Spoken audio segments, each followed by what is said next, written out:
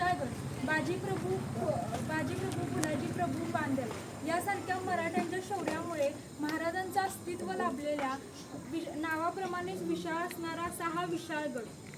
सद्यस्थितीत मात्र हा विशाळगड अतिक्रमणांनी वेढलेला आपल्याला दिसत आहे. इथे आपल्याला भरपूर अशी दुकाने, नंतर अनधिकृत बांधकाम झालेलं आपल्याला गडावर दिसत आहे.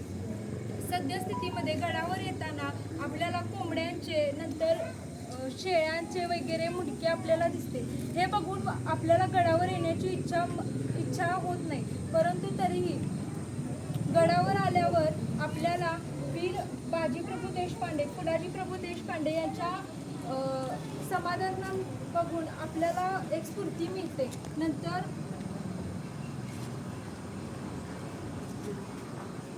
असू दे, जे काय आठवते ते सांग. हां, पुढचं कोण सांगणार होतं? तू सांगणार काय? तू सांग.